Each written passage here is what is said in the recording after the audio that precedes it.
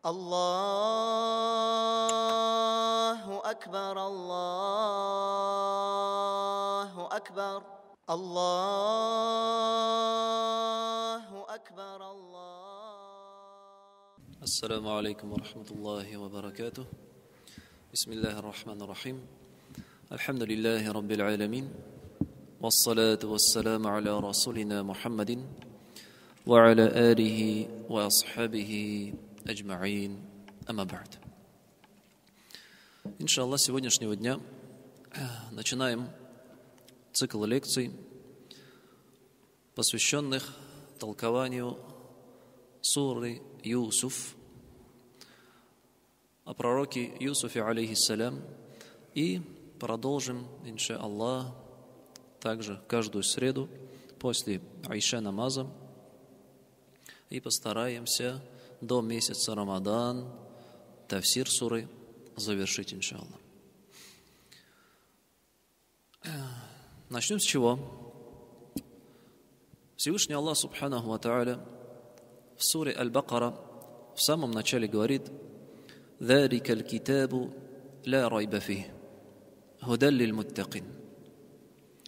Эта книга, в которой нет сомнения, является верным руководством для людей богобоязненных, аль-муттакин,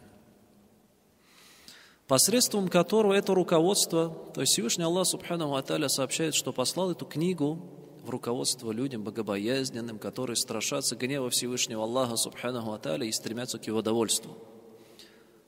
И это руководство призвано обучить людей тому образу жизни, ведя который они достигнут счастливой жизни в этом мире и довольства Всевышнего Аллаха Субханаху ва Тааля, Его милости в следующей жизни. И это руководство содержит в себе множество методов обучения, методов воспитания людей. В Священном Коране есть аяты, которые призваны устрашить, напугать человека об адском наказании, о гневе Всевышнего. Есть аяты, которые призваны внушить надежду на милость Всевышнего Аллаха Субханаху ва Тааля, Его прощение. Есть аяты, которые устанавливают законы, аяты ташри', что-то делают дозволенным, что-то делают запретным. Есть аяты о научных фактах. И есть аяты, которые содержат в себе истории. По-арабски эта история называется кисса. Кисса, множественное, кисас или касас. Эти аяты содержат в себе, или даже целые суры, как в случае с сурой Юсуф, содержат в себе истории о предыдущих поколениях, среди которых были пророки, среди которых были праведники. И эти истории, они, несомненно, содержат в себе огромную пользу для тех, кто читает эти истории. И о смысле этих историй Аллах Субханаху ва Тааля в Коране нам в нескольких аятах сообщил, как в той же суре Юсуф: «Лакад кана фи касасихим айбаратун ли улил альбаб». И были в их историях и рассказах этих пророков и праведных предшественников айбара, назидания и уроки для людей, обладающих разумом. И также он повелел пророку, саллаллаху алейхи вассалям: «Факасусил касаса ла'аллахум ятафаккарун». И рассказывай же им эти истории, сказал Аллах. Возможно, они призадумаются. Из этих двух аятов мы понимаем, что истории в Коране, они пришли не просто так, а для того, чтобы читающие извлекали из них пользу и призадумались над своим собственным поведением и своей жизнью. И также аяты, содержащие истории, они были призваны укрепить самого пророка Мухаммада, саллаллаху алейхи вассалям, и верующих, которые пришли после него. Как сказал Аллах: وَكُلًّا نَقُصُّ عَلَيْكَ مِنْ أَنْبَاءِ الرُّسُلِ مَا نُثَبِّتُ بِهِ فُؤَادَكَ. И мы рассказываем тебе повествования о посланниках для того, чтобы укрепить твое сердце, говорит Всевышний Аллах. Ведь в данных историях рассказывается о великих людях, которые совершали великие поступки и являются примерами для подражания. И когда человек читает о них, слушает о них, он вдохновляется их поступками, их действиями, их качествами и тем самым старается быть на них похожими. И для этого были ниспосланы аяты, содержащие истории предыдущих поколений. И среди этих всех историй Кисас, наилучшей историей является история пророка Юсуфа. Об этом сам Аллах Субханаху ва Тааля в самом начале суры так и сказал: «Нахну накуссу алейка ахсаналь касас». Мы рассказываем тебе наилучшую историю, сказал Аллах Субханаху ва Тааля. Обращаясь к пророку, в самом начале, вот только суру Юсуф откроем, в самом начале Аллах говорит: «Нахну накуссу алейк ахсаналь касас». Знай, что вот эта история, это наилучшая история, которую ты мог бы услышать. И также в этой суре Аллах говорит: «Лакад кана фи Юсуфа ва ихватихи аятун лиссаилин». И в истории Юсуфа и его братьев было назидание, айбара, для людей, которые тебя спрашивают об этом. Таким образом, инша Аллах, мы с вами будем изучать вот эту суру, которая является наилучшим рассказом, наилучшей историей. И упомянем некоторые особенности этой суры. В первую очередь, сура Юсуф содержит в себе 111 аятов. И эта сура по счету была ниспослана 53-й, по мнению большинства исламских ученых. 53-й по счету была ниспослана сура Юсуф. И имеет только это название. Мы знаем, что в Коране есть некоторые суры, у которых есть несколько названий. Например, сура Гафир, она также называется сура Аль-Му'мин.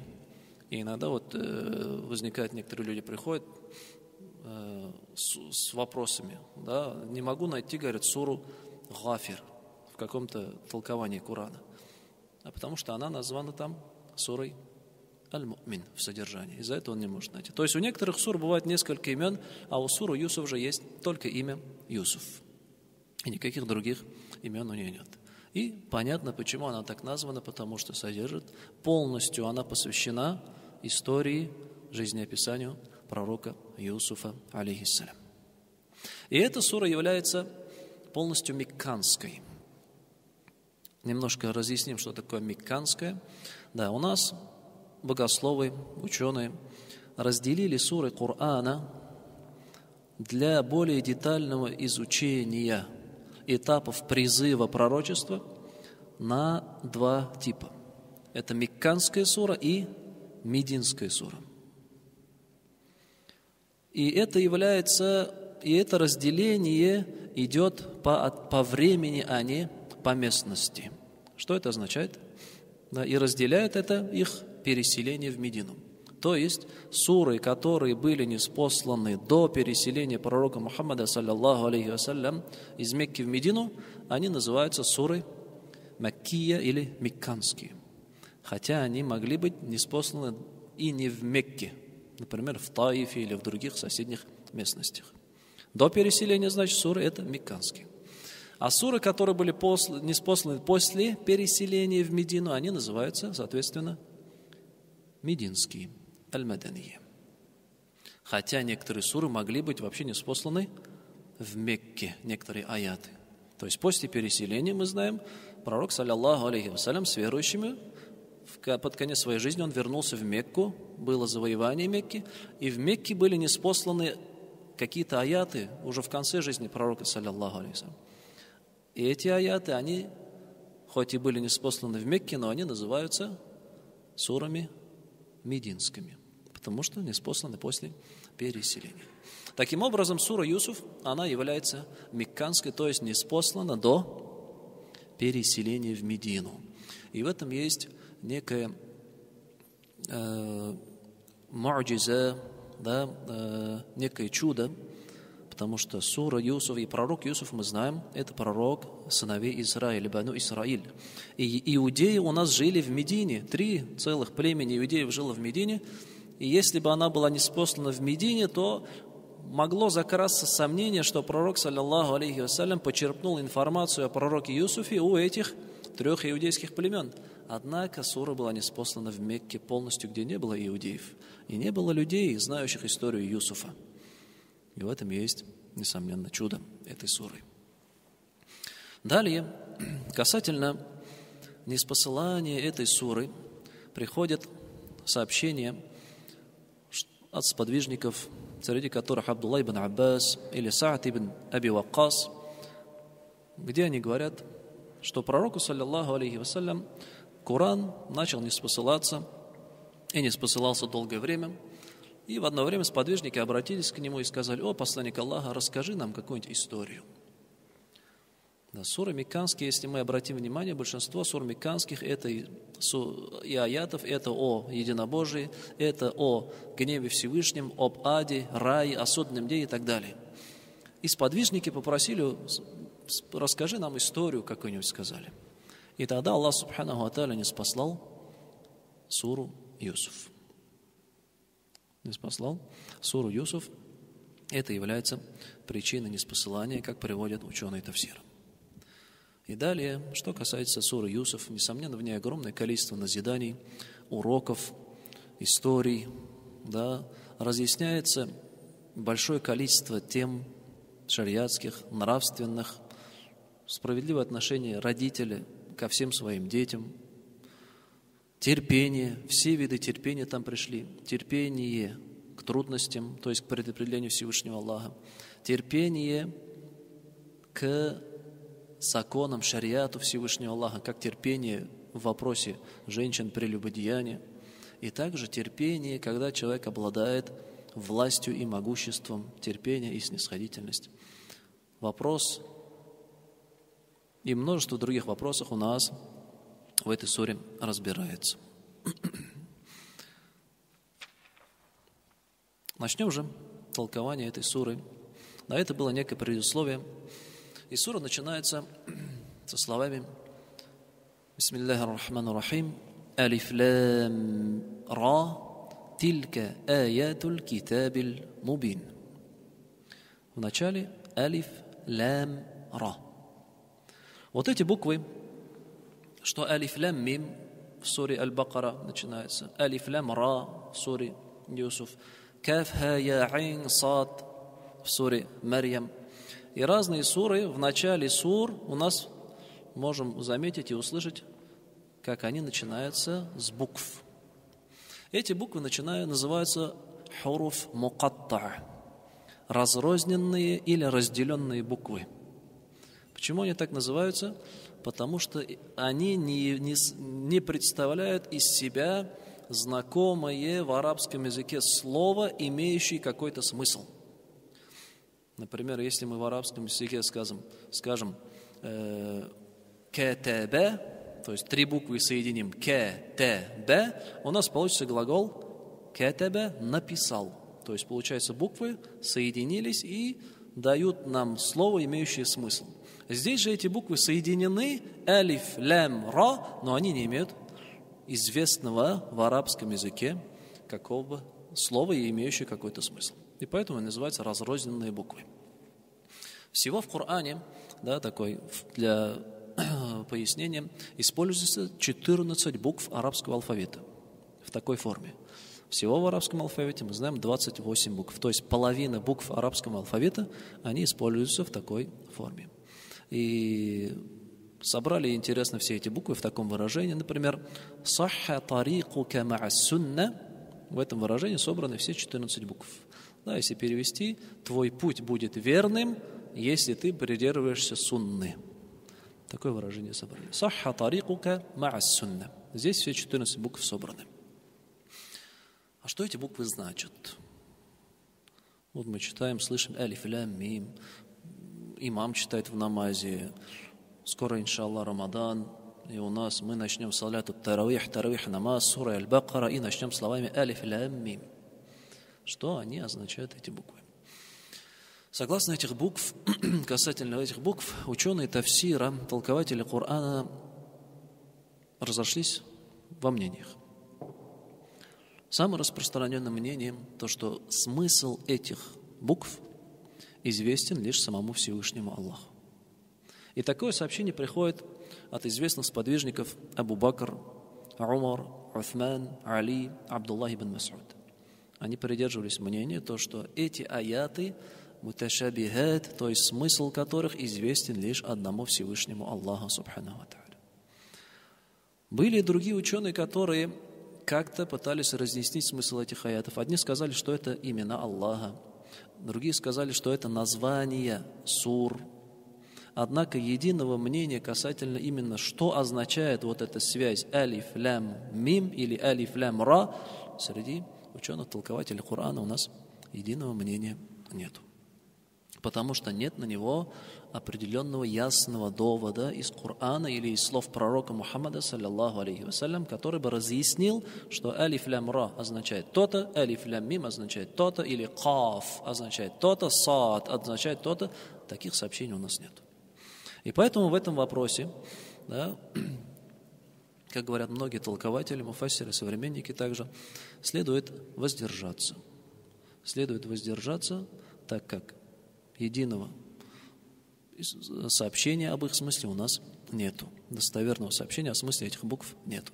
Однако мы должны понимать то, что смысл у них все-таки есть какой-то. Аллах Субханаху ва Тааля в своей священной книге, Он не спаслал ее для всего человечества, которое будет существовать до судного дня.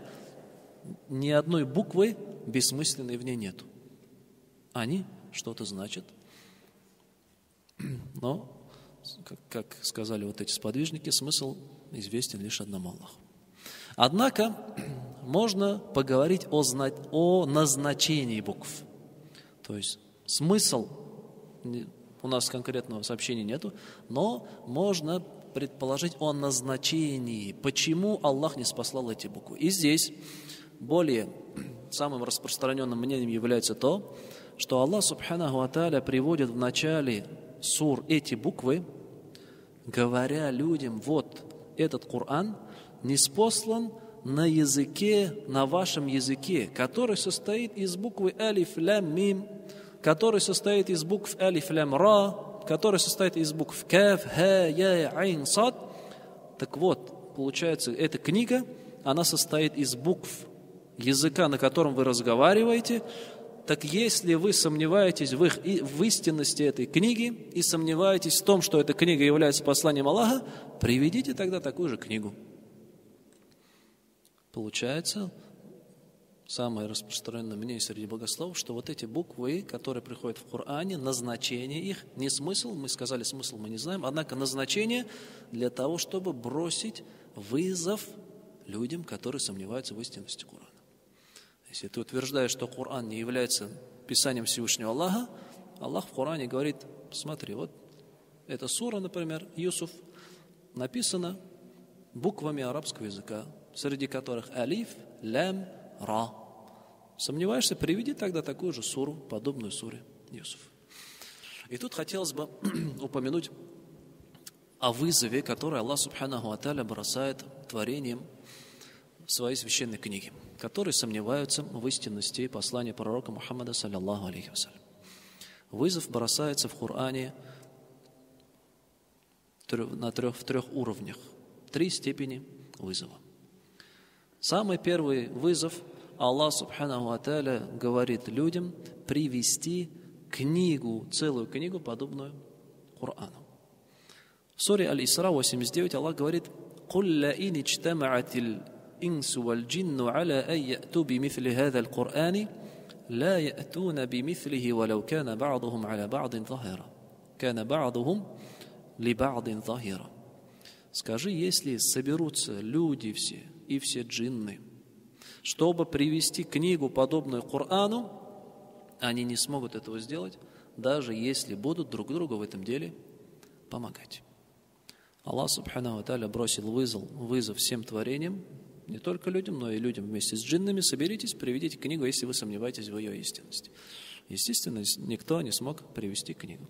Тогда Всевышний Аллах Субханаху ва Тааля бросил второй вызов, в котором сказал привести, кто знает, 10 сур.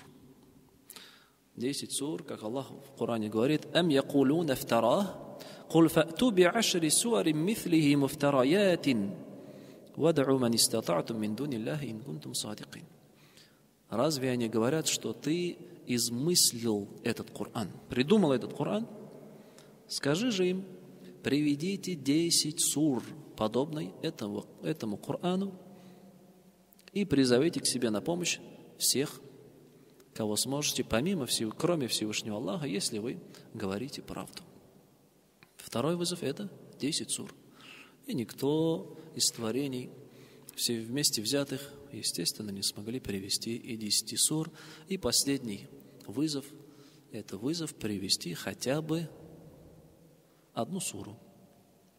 В суре Аль-Бакара Аллах говорит: وَإِن كُنْتُمْ فِي رَيْبٍ مِّمَّا نَزَّلْنَا عَلَىٰ عَبْدِنَا فَأْتُوا بِسُورَةٍ مِّن مِّثْلِهِ وَادْعُوا شُهَدَاءَكُم مِّن دُونِ اللَّهِ إِن كُنتُمْ صَادِقِينَ. Скажи, если вы сомневаетесь, испытываете сомнения в отношении того, что было ниспослано нашему рабу, пророку Мухаммаду, саллаллаху алейхи вассалям, приведите суру, подобную суре Корана, если говорите правду. «Вад'у шухадаакум» и призовите всех свидетелей к себе на помощь, кроме Всевышнего Аллаха, говорит Аллах. Заметьте, здесь не говорится о размере суры, о ее величине. Следовательно, мы берем самую, какую? Маленькую суру из Корана, которая состоит из 3 аятов. Это у нас сура Аль-Аср и сура Аль-Каусар. И прошло 1500 лет назад, и никто и не смог даже близко привести суру, подобную суре Корана. И не сможет сейчас уже тем более. Раз арабы, жившие во времена пророка, саллаллаху алейхи вассалям, знавшие свой язык в совершенстве на тот момент, и в то же время имевшие в своих сердцах злобу и ненависть в отношении пророка, саллаллаху алейхи вассалям, то есть у них есть средства, это знание языка, и у них есть мотивация, это остановить призыв пророка, саллаллаху алейхи вассалям. Они не смогли привести ни одну суру, подобную Корану. Следовательно, другие поколения тем более не смогут этого сделать. И тогда Аллах говорит: «Фа'ин лам таф'алу ва лан таф'алу фаттаку ан-нар аллати вакудуха ан-нас валь-хиджара». Но если же вы этого не сделаете, и вы этого не сделаете, говорит Аллах, то бойтесь же ада, адского пламени, растопкой которому будут люди и камни, говорит Аллах Всевышний.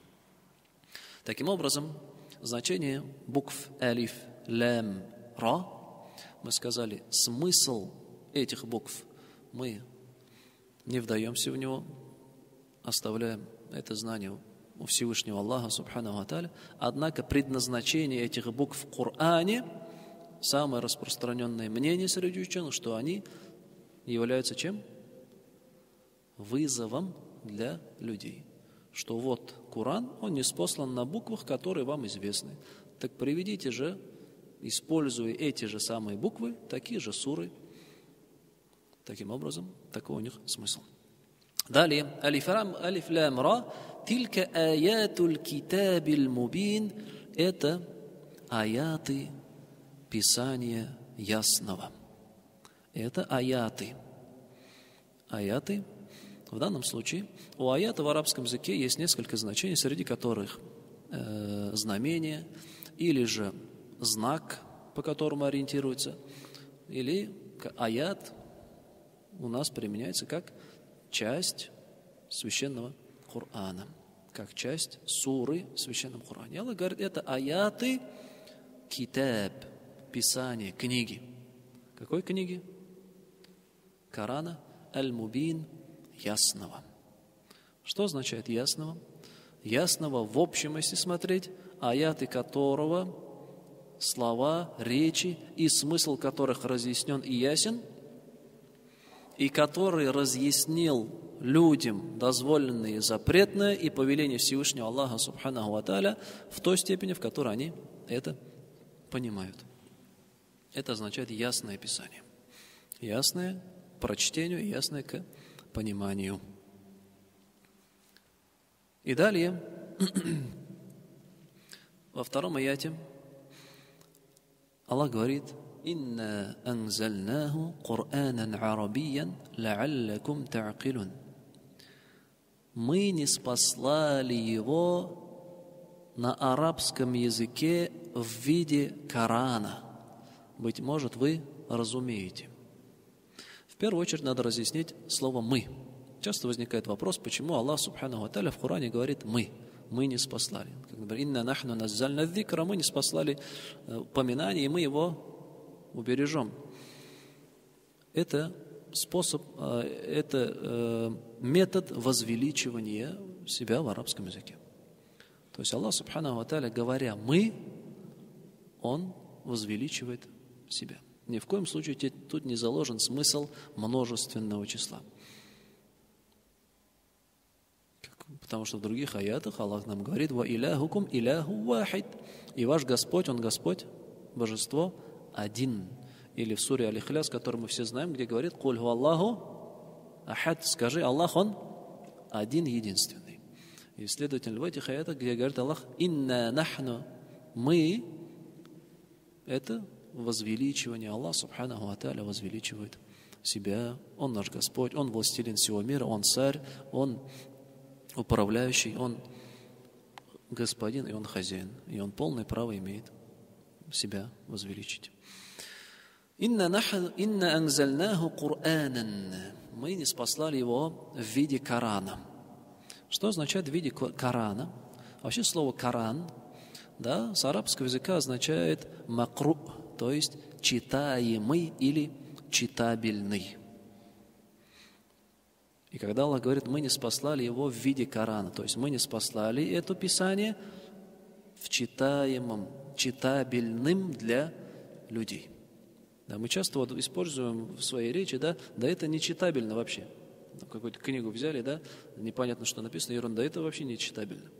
Так вот же Всевышний Аллах говорит о Коране: мы не спаслали его в виде Корана, то есть в виде читабельной, читаемой книги. Следовательно, каждый, вне зависимости от своего возраста или социального положения, или образования, он может эту книгу читать и может из нее извлечь пользы для своей жизни. Мы не спаслали ее, эту книгу, это Писание, Кораном, то есть читабельным Писанием, арабиян на арабском языке, ла'аллакум та'акилун, быть может, вы разумеете и поймете смыслы аятов, смыслы Писания Всевышнего Аллаха, Его требования, Его законы, Его замысел, быть может, вы поймете. Таким образом, смысл аята как заканчивается? Аллах говорит: мы не спаслали это Писание читабельным, что каждый может его прочесть, извлечь из него какую-то пользу, и, читая его, достичь понимания задумки, понимания законов Всевышнего Аллаха Субханаху ва Тааля. И заметьте, и этим мы завершим, иншаллах, в этом аяте, и как и во многих других аятах, Аллах Субханаху ва Тааля опирается или призывает людей к разуму. Возможно, вы уразумеете, поймете. И в множество сур приходит, где у нас Аллах Субханаху ва Тааля говорит: «Ла'аллакум та'акилун», быть может, вы уразумеете. Или «Ла'аллакум татафаккарун», быть может, вы призадумаетесь. Или какие-то знамения в них есть, «Ла'ибратан лиулил абсар», есть знамения для людей размышляющих, для людей разумных, для людей понимающих и так далее. То есть получается, Коран, книга, она призывает человека к размышлению, к разуму. О чем это свидетельствует? Свидетельствует о том, что Коран есть истина. Ведь если бы, вот мы знаем, человек, который говорит ложь, призывает ко лжи, он никогда не будет взывать к разуму. Он будет всячески что сделать? Он будет стараться всячески разум твой затмить, надавить на эмоции, на какие-то потребности, на необходимости, но лишь бы ты не включил мозг и не начал думать, а правильно ли это вообще нет. Да? То есть, если человек призывает тебя к лжи, и он знает, что это неправильно, что это ложь, да? Например, человек продает машину, он будет всячески как-то ее, и знает все ее недостатки, он будет всячески как-то тебя стараться отвлечь для того, чтобы ты не стал задавать нужные вопросы касательно технического состояния этой машины. Так ведь? Чтобы скрыть эту ложь. Однако Коран, Всевышний Аллах Субхану ва Тааля призывает нас к чему? Размышлять, думать, задумываться, и аяты неспосланы для того, чтобы мы понимали и размышляли. То есть Аллах Субхану ва Тааля призывает нас к разуму, к пониманию. И это указано на то, что наша религия, она не является, не призывает человека слепо следовать без понимания, без размышлений. Нет, религия, она ясная, она истинная, и, следовательно, она не нуждается ни в какой, в укрывании каких-либо фактов. На этом мы, иншаллах, сегодняшнюю лекцию завершим. Иншаллах, на следующей неделе, в среду, также продолжим. Субханак Аллахумма бихамдика, ашхаду ан ла илляха илля анта, астагфирука ва атубу илейк. Аллаху акбар, Аллаху акбар, Аллаху